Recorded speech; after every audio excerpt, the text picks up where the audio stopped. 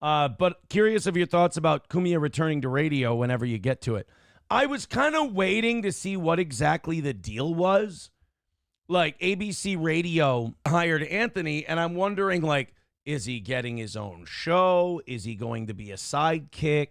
Is he getting a weekly show? Is he going to be on every day? Like, I don't want to comment because I don't know exactly what the deets are. What the deal is.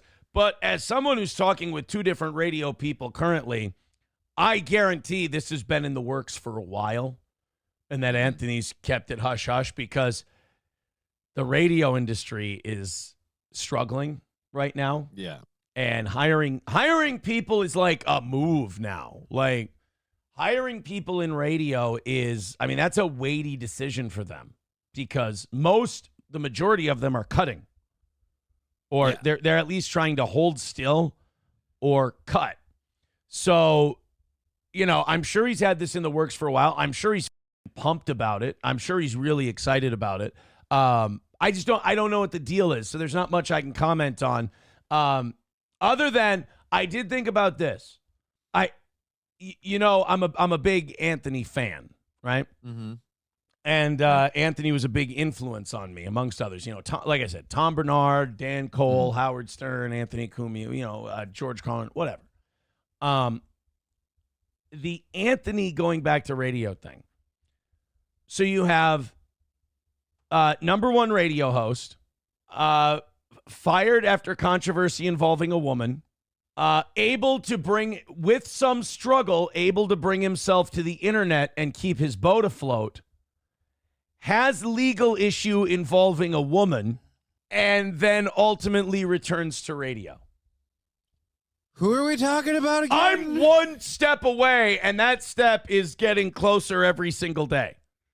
It's creepy how much I'm mirroring this son of a bitch. It's goddamn creepy. Really is weird. We'll see how far the shadow extends. So to speak. And then I guess, if his comeback goes well, that's a good omen for me. It's like Groundhog's Day for me. But if a book comes out, we find out that the whole Opie and Anthony thing broke up over wife swapping. God damn it. Yeah. And then it goes to, Anthony's first divorce, there were threesomes and all that. So. Oh, shit. Never mind. You guys are right there. Thick as thieves you are. I mean, what do you do? Klopogram saying Johnny has more excuses than Nick Rekieta. Bro, that's a low blow. Excuses for what? That's a man with a shitload of excuses right there that he's comparing you to. I don't know. No, Johnny, was. I didn't have drugs around kids. I just had a shitload of drugs. Nick believes that if you have a door separating the children and the drugs, that you didn't have drugs around the kids. He goes, Aaron told cops that I didn't have drugs around kids. No, Aaron told the cops that you physically didn't rip lines in front of children. They asked me, did you see any drug use in front of kids? And I'm like, well, no, of course not. That would be insane. Now, that doesn't mean it didn't happen. I mean, the 9-year-old tested positive for coke, so obviously coke was around somewhere. Coke was around kids for sure. First off, I heard that Kevin Brennan, I got an email today from a Kevin Brennan fan who said that, Kevin needs your help. And when I like Kevin, I like MLC. I think Kevin does like the least toxic show out of all those drama shows. And I was like, well, what's the deal? And they're like, he doesn't know how to use Rumble because he's suspended from YouTube for a week. And he doesn't know how to do Rumble, and he's only doing like 600 people. Now, when we go Rumble only, we do anywhere from 12 to 1,400 people. I said it the week we were suspended and we knocked out all our goals. I said, you can say whatever you want about this show. You can say whatever you want about its fans. It's better than the drama show that you like. It's a more high-quality show, and none of them could get banned from YouTube and not miss a beat like we did. You can call me arrogant. You can say you hate me because I'm cocky, whatever.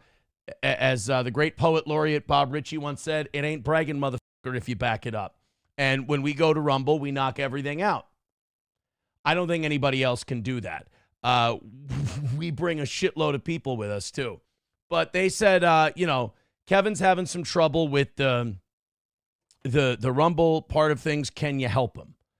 And, you know, yeah, I can, but also I feel like that's something like Kevin would probably want to ask me about.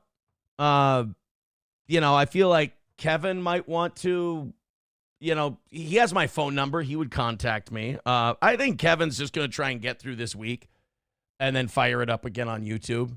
I think that's probably more his speed. Like, by the time I'm done teaching Kevin the ins and outs of Rumble, his suspension will be over. So, you know, what's the point?